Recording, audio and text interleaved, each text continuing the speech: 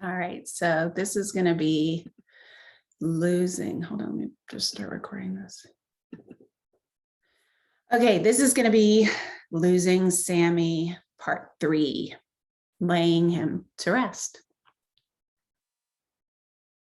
Hey everyone, it's Dr. Laura Berman on the language of love. Let me just say that again because my eyeglasses got screwed up and are making a lot of noise. Bear with me. Ignore this part in video and audio. I'm just getting it ready. Okay.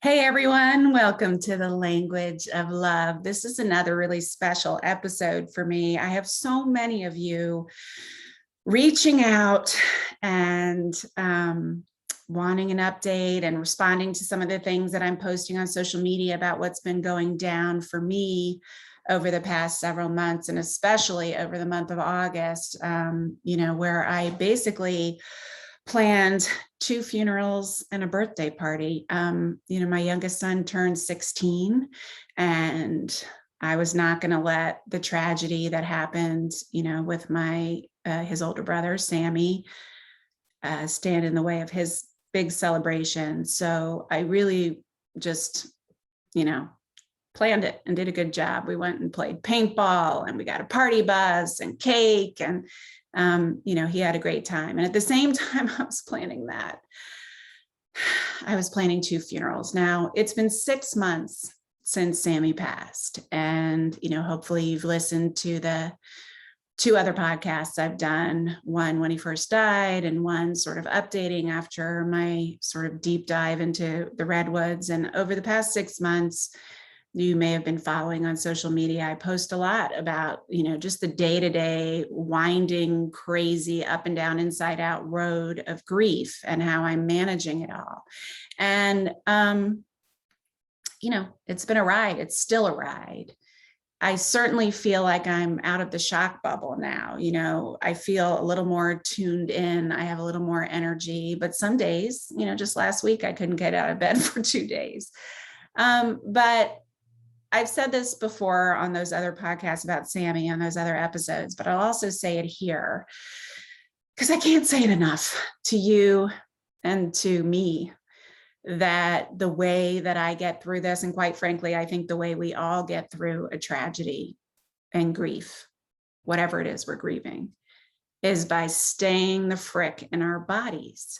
And boy, has that been hard for me. And boy, am I aware how few of us are able to do that. And boy, would I not have been able to do that had I not been through as much grief in my life already. I was talking to a girlfriend the other day. She's like, holy shit, I'm definitely not naming my daughter Laura. I feel like it's cursed. I don't see it that way. And I knew she was joking, but it's true that, I've been through a lot in my very lovely life. In many ways, I've lived a life of beautiful privilege. I had a family that loved me. I had resources. I got my education. I've had a beautiful career. I have a beautiful marriage of 19 years. I gave birth to 3 beautiful children. There's so much to be grateful for. And at the same time, I've had a lot of pain in my life. Even my oldest, who's now 24, when he was just 3 years old and I was a single mother, he went through 3 years of chemotherapy for leukemia. Thank God he's okay. But I guess, that was probably my first big maternal trauma. And then, my mother died, then my father died, then my spirit mother, who was in some ways more my mother than my mother herself, Sandra Flowers, died. And, it's just been a lot of loss. But through all of that grief, especially after losing my mother, which was the first big gut-wrenching, soul, just painful loss, that I didn't even know if I could survive ahead of that. And I shared a lot of that. I remember I was doing Oprah radio at the time while she was dying. And because she had an illness, she found out she was terminal 3 months before she died. And so I was doing a radio show every day, a live radio show. So I just moved down to Florida where my mother and father were, and I did the radio from their office. And so the listeners heard a lot live of what was going on in my life. And, you know, I think I did a really good job. I was really open about it with myself and with all of you. But I think what went wrong for me is that I did what I always do. I jumped to making meaning out of it, you know, which the cool part of that is having made meaning out of it. That actually led to my last book, Quantum Love, because that was the impetus for it, that sort of healing from the loss of her, and also coming to, you know, and I was already starting to make all this meaning of our spiritual connection and just focusing on that and not really focusing on the grief and the pain, just bypassing the pain, because let's just all admit, we're scared to death of it. When we feel it, it hurts and we don't want to feel it. So I would just go quickly to the spiritual stuff, which I think a lot of us do, or we just squelch it all together. And it's not that the spiritual stuff isn't real and isn't important, but it can't be used to bypass the pain. And that's what I did. And I think in large part, that's why I ended up with breast cancer in the same breast my mother had it within a year of her dying. And that was a big wake-up call for me on multiple levels that I share in my book, I've shared here, I share often. But I think what it prepared me for, you know, when my dad died, he had been sick a really, really long time. And I was his person and his caretaker. And anyone who, you know, has been a caretaker knows that the grief that you feel after someone who has lived such a poor quality of life and who has drained you so deeply, there's grief and loss mixed with relief, if I'm honest. And so it was a huge loss, but it was a loss that I had grieved slowly over time. And, you know, it wasn't as hard to get over. And Sandra Flowers, I called her Sasa, she was the same. You know, I had a long time to get used to her going. But Sammy, you know the story of Sammy. And so I just committed to myself that I was not going to do that again. And I can't tell you how easy it would be to go to I do spiritually connect with him, but to focus on that, to focus on being upbeat and not being sad and doing whatever I can not to be sad. And, you know, I just wasn't going to do that again because I need to stay healthy for myself and for my family. And one of the things I know, a lot of parents who lose children, you know, or whose children die, feel like there's nothing left to live for. I don't feel that way. As much as he was, you know, the center of my life, just like all my children are. One of the things that happened from him going is that I realized how fragile life is and what an astounding gift being in these bodies are and how short life is. And yeah, of course, I have people who depend on me and I want to and need to be there for them. But it's not just that, it's that I want to live. And I got really clear on that. So then I got really clear I had to stay in my body because that's what I didn't do before. I had to feel those freaking feelings. And that's what I've been sharing with you on social media with my crazy dances and my crying and my, you know, every single day. If I don't already feeling something, I make sure to force myself often to take those 15 minutes, you know, and I've shown you how to do this on IGTV videos. Take those 15 minutes, ground yourself, ground your energy into your body, you know, where you're really in your body, do a body scan, notice where you're feeling any tension or pain or tightness, move your conscious awareness all the way into that, sit with yourself there and the shit comes out, you know, and it takes about 5 to 15 minutes. And it's like a pressure valve releasing. And when I tell you that has been one of the keys, not only to my healing, but to my survival over the past 6 months and still is.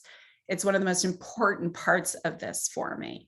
The other huge part of my survival has been my dogs. I mean, especially this one of my dogs, the little itty bitty one who's only 4 pounds, is obsessed with my husband. And she loves me, but like she just sits there and cries when he's gone. So she's not that attuned to me. She's obsessed with him. Bailey, who many of you have seen online, is like my soulmate and knows when I'm upset and comes running over to me, connects with me, cuddles me. I mean, I can't tell you how much love, you know, if you know dogs or pets, any pets who you love, but there's something, you know, someone said to me, I'm sure you've heard it too, dog spelled backwards is God. You know, I really do feel like they're angels. And this angel understands me so deeply. And sometimes my husband gets jealous because Bailey's such a good cuddler and is always on my feet or cuddling next to me.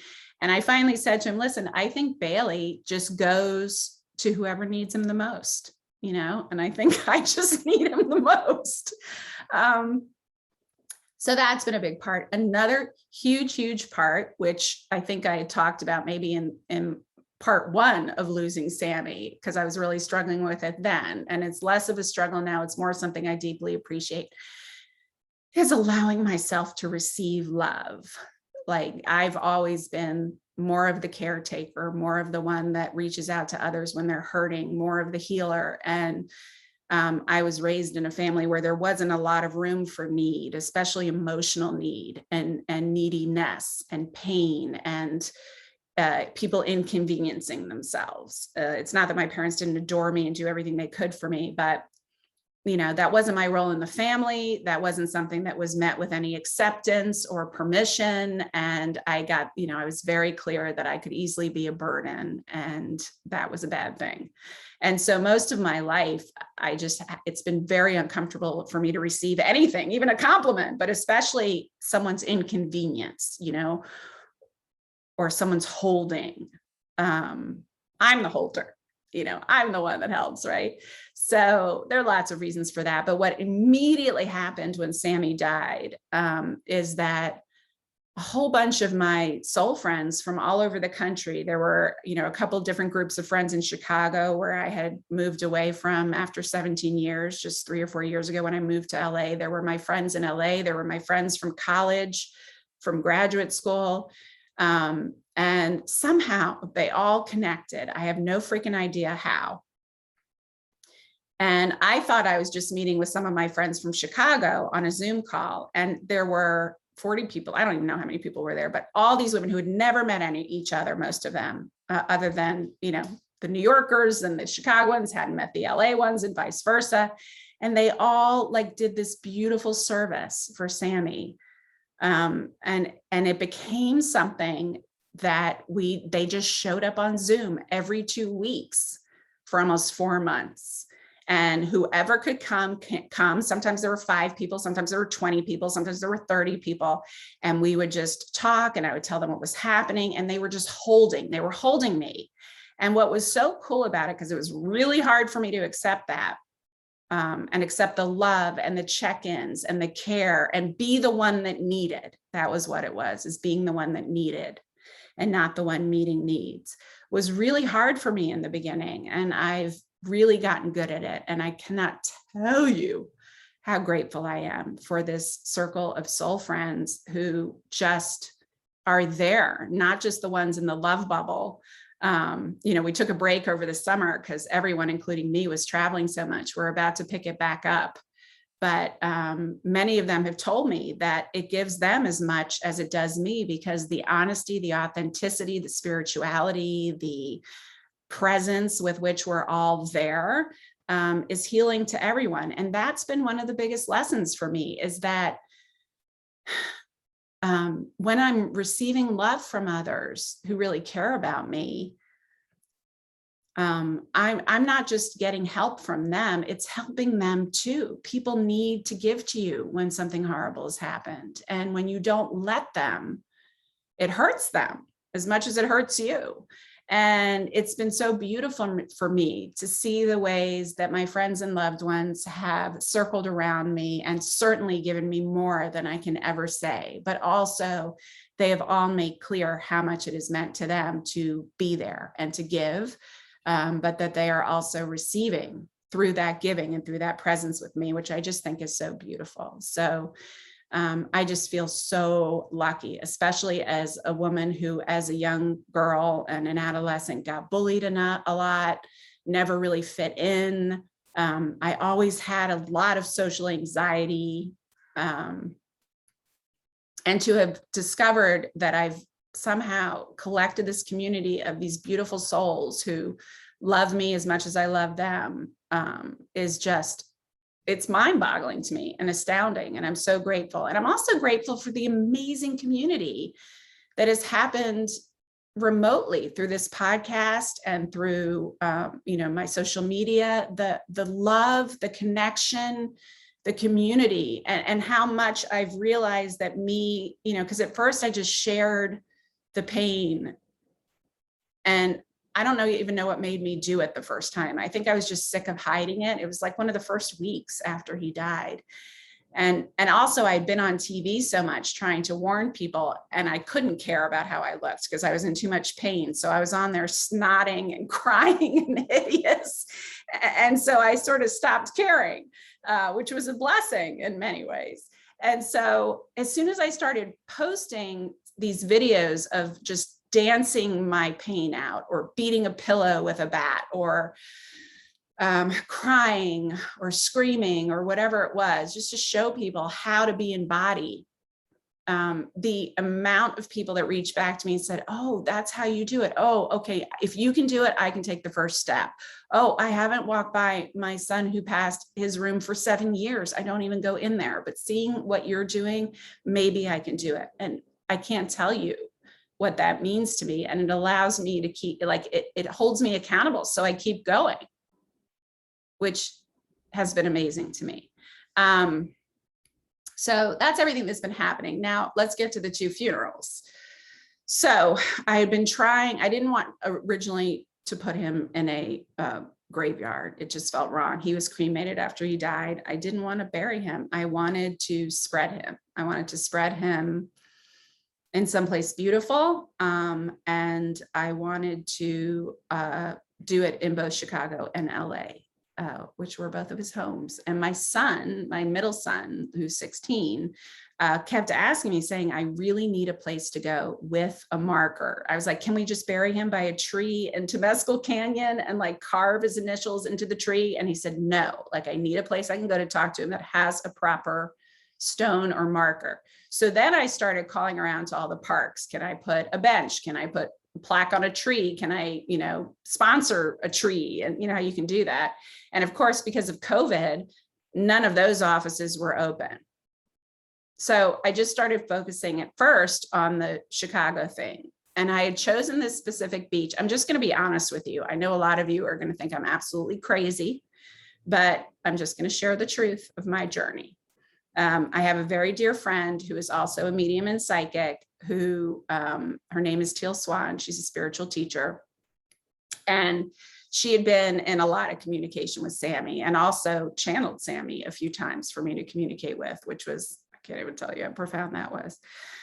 But one of the things that I asked her as I was deciding where to spread Sammy's ashes was, I don't even think I didn't even know then that I was going to do it in Chicago. I just said to her, where does he want to be? Because I wasn't getting any clear picture. And she came back almost immediately and said, he is saying he wants to be somewhere, Gilson Beach. She spelled it with one L. She said, do you know someplace named Winnetka? She spelled with one T. She's like, I don't know where these places are. And I said, well, there actually is a Gilson Park Beach in a suburb called Winnetka in Chicago. And her response was, what? Chicago has beaches? I didn't even know that, because she'd never even, she'd flew through Chicago, but had never really spent any time there. So she had no idea what she was saying, but what she was basically saying is this beautiful beach and park in Chicago, in this area called Winnetka, is gorgeous. And it was the perfect place to spread its ashes. So that's how it began. And I basically reached out to all my soul tribe in Chicago, and I told them the date I was coming. And I brought my ashes, I was going to bring my ashes and do this very beautiful release ceremony. I didn't want it to be a burial or a memorial. I wanted it to be celebrating his soul's release. That's really what I was focused on. And as I was getting ready to go, a week before I left for Chicago, by the way, let me just say, my husband had told my son, my middle son was just starting school, his junior year. My oldest son was going to meet me in Chicago. My husband was really struggling with traveling with the ashes. He's like, I can't even imagine traveling with the ashes. And I said, well, I'll travel there, and you can meet me there. He's like, that's great. Like, I will do the thing here. You do the thing in Chicago.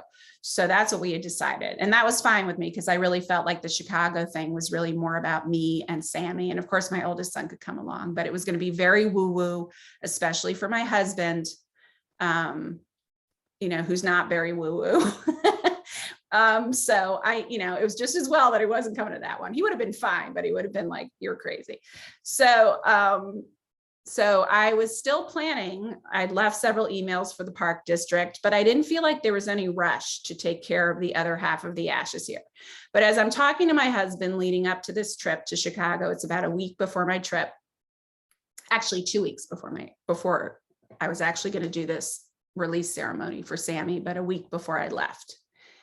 And he said, okay, so after this Chicago trip, we're done with the ashes, right? And I said, no, we still have half that we're going to do something so Jackson can have a place to go. And he just got so sad and so upset. And I said, why are you so upset? And he said, because he looked at me like I was crazy. What do you mean? Why am I so upset? I'm upset because I want to lay our son to rest. And, it dawned on me because we feel so differently about life after death, for him and for many, many, many, many people, you may be listening to, once you die, you're done. Like, that's it. You cease to exist. And I could not believe something farther from the truth. I have zero doubt in my body. And it's not after Sammy. It's because of all the things I've experienced in my life and all the things I've learned and all the things, like, I know for sure that death isn't the end and that our soul lives forever and that energy never dies. But my husband doesn't believe that. And that's okay. Very quickly. And I think I've mentioned this in podcasts 1 and 2 of Losing Sammy, that very quickly we learned, in large part thanks to the help of the wonderful grief counselor, David Kessler from grief.com, who was like a mentor to us. And he very quickly told us, listen, the way marriages survive this and the way everyone survives this is you can't make each other at all wrong for any way you're grieving. There is no right way to do this, so do not get in each other's way. Don't doubt each other. Don't question each other. Don't make the other wrong or right for the way they're grieving. And so we have held firm to that. And so, we just feel differently about it. But I hadn't connected the dots that because he thinks that all life ends when we die, that those ashes in his mind were all that Sammy ever was. And to me, it was just his bio bodysuit, a gorgeous, glorious, beautiful bodysuit that I gave birth to that held his soul, but it wasn't him. It wasn't his true essence. It wasn't his essential self. It wasn't his soul self. It was just the package that he came in. My husband saw it very differently. So as soon as I realized that, I felt heartbroken for him. And I said, okay, we're going to do this. Like, you need to be finished with this. Like, you need closure. So what do you want? He said, well, I want you to find a place to bury him. I want a marker. I want a rabbi. I want to invite the kids from his school. I was like, okay. So I kicked ass. I ran all over town. My friend Tina helped me go to the funeral parlors and figure out the plots. And I found this beautiful little memorial park in the middle of the city, about 10 minutes from our house. I didn't even know it existed before. I found a plot right near a beautiful tree. I knew Sammy would love it because Marilyn Monroe is buried not far away. And within a week, I had the funeral planned, the burial planned, had gotten a friend of a friend, this wonderful woman named Rabbi Sher Hirsch, to do the service. She did the eulogy, like the whole kit and caboodle. And 10 kids from his football team came, and all these teachers and administrators and my friends and my husband's friends and some of our family friends. And it was just so beautiful. And I had no idea that I needed that or that it was going to have any impact. In fact, I thought I wouldn't like it because we were burying him, but it was so beautiful and I could see what it meant to everyone. And I could feel Sammy's enjoyment of it, that these kids came, many of whom, frankly, were not very nice to him, or at least didn't stand up for him when he was being bullied so much. But I could tell, they would not leave until that grave was filled in. And those boys insisted on filling it in up until the top, and like would not let go of the shovels. And they stayed until the very end. It was almost like they didn't want to leave.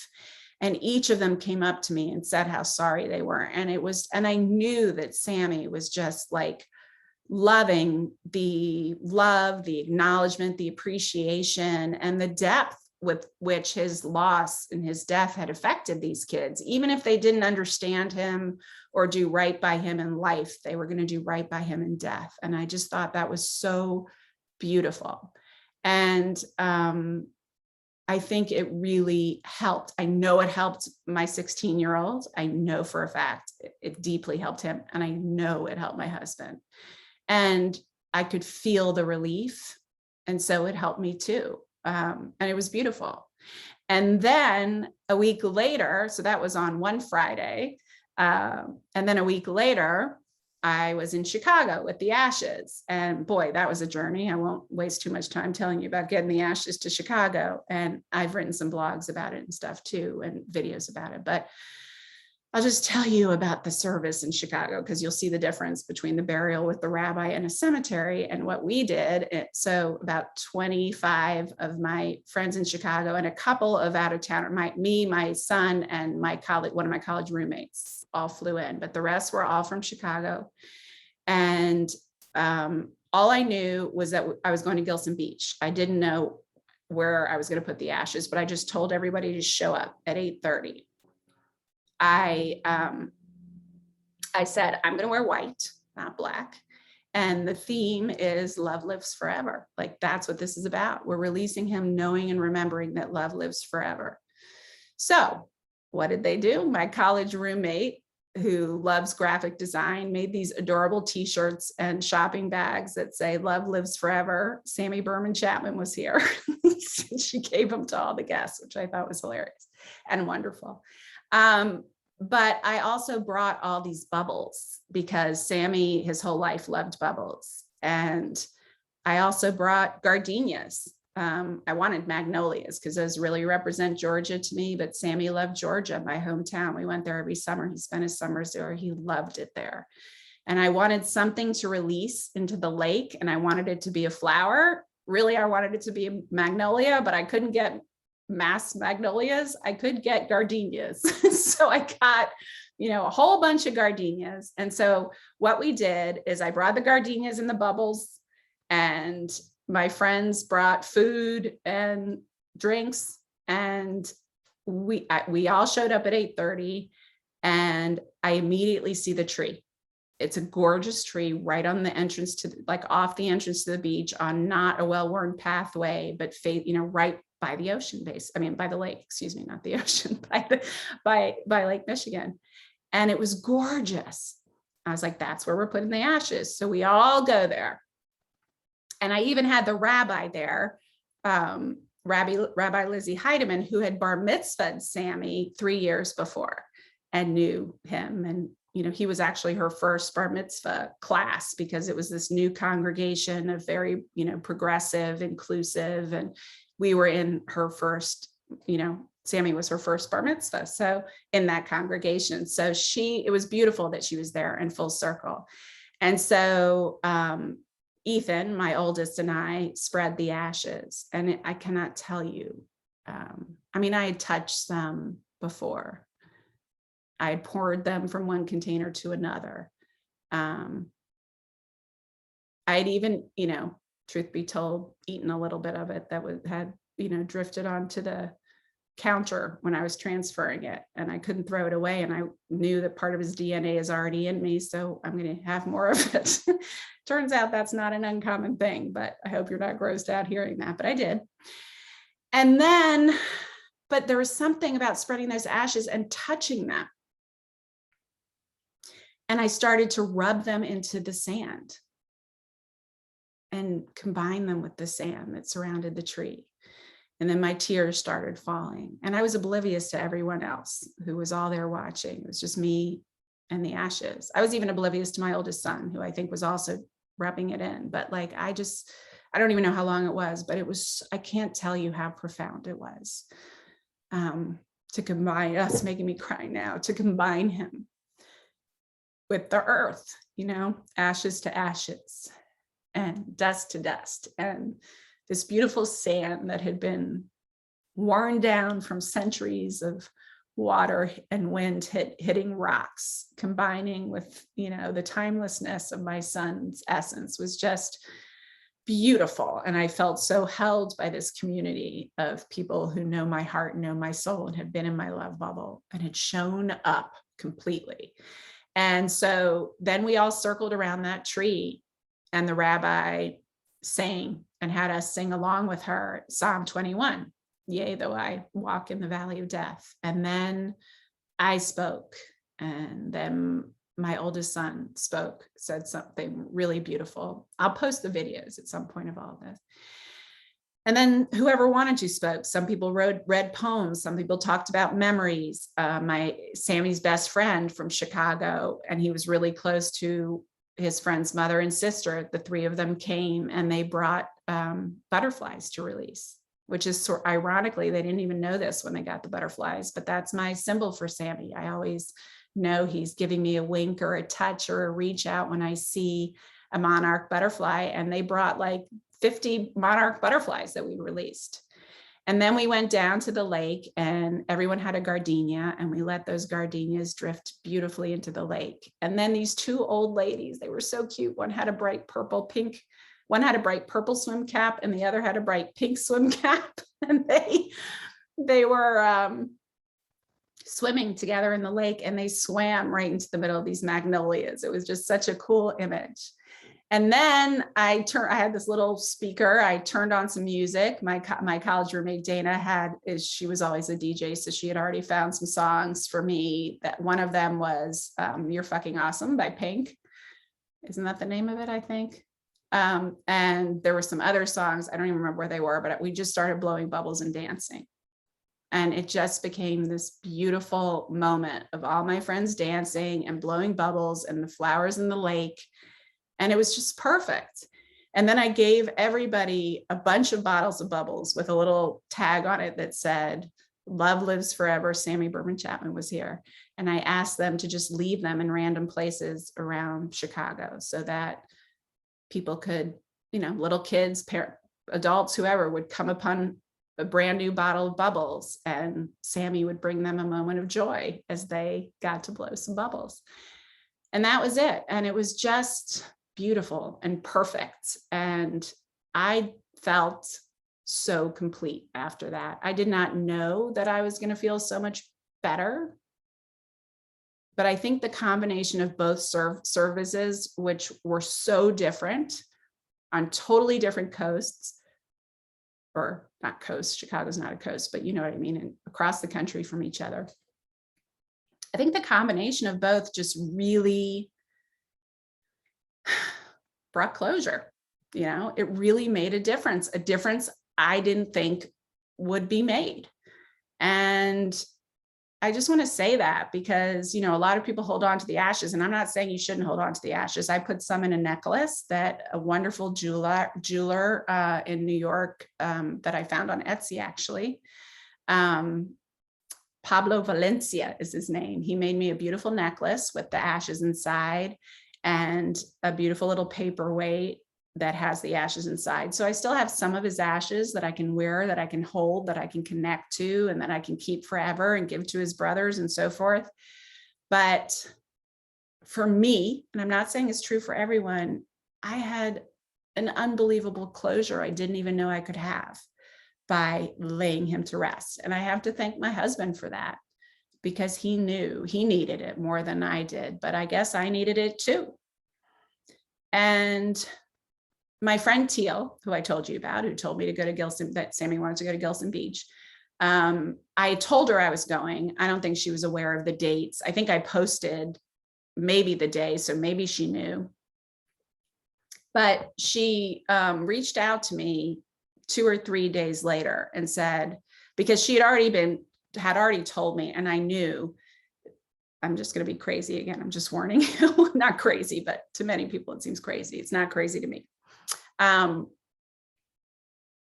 So after he died, through many of our conversations, she had told me, and I knew that his the energy of his personality was still in the house. That's in essence what a ghost is, according to most spiritual teachers, including Teal.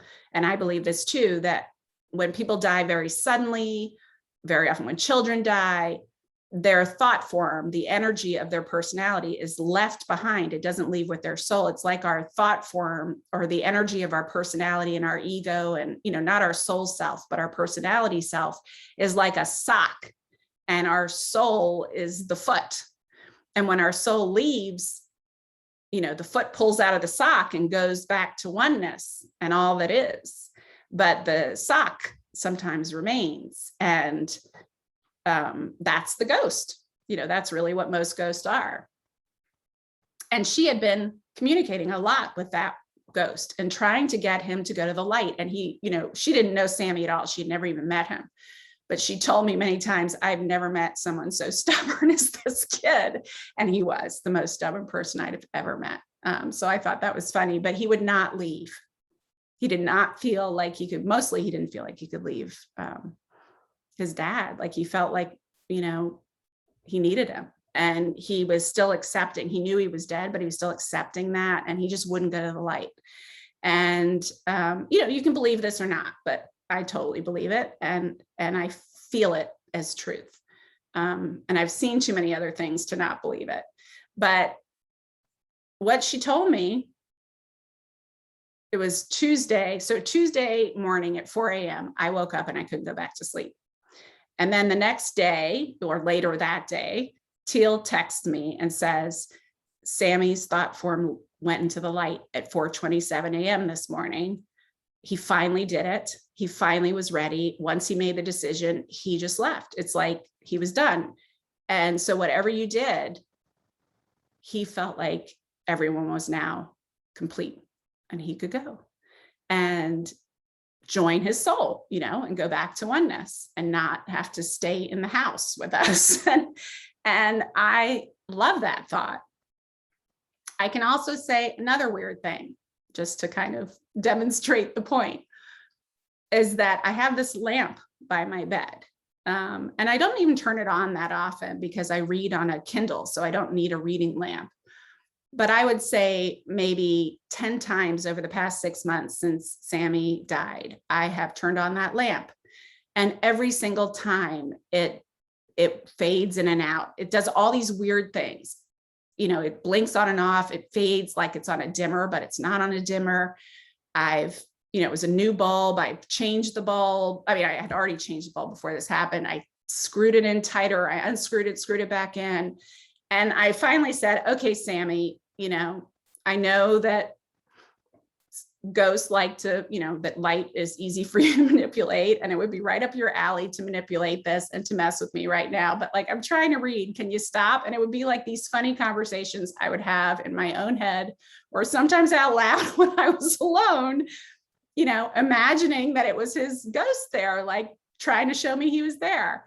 And I accepted that, you know, and I didn't even turn on that lamp very often. And then part of me thought, you know what, maybe something's wrong with the electrical system in the lamp, and eventually I'll get it fixed. So I was of both minds.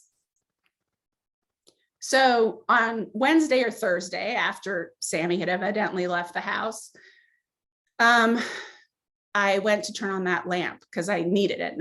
I hadn't even been thinking about the flickering. I just turned on the lamp, but it shocked me because the lamp didn't flicker. It was pure, bright, steady light for the first time. And when I just used it, you know, the week before I left, it was still blinking and wobbling and doing all, and I'm the only one that uses that lamp. It's on my bedside, but it has not blinked since. I'm just saying, I don't know. All I know is that I feel complete. My husband seems to feel his own level of completion. So do my children. And I'm going to be posting a video. My friends took some videos and pictures. I'll try to put it all together, just like I did about my time at 1440 Multiversity when I went deep into the redwoods and into my grief. I'll try to post this video as well so you can see what happens.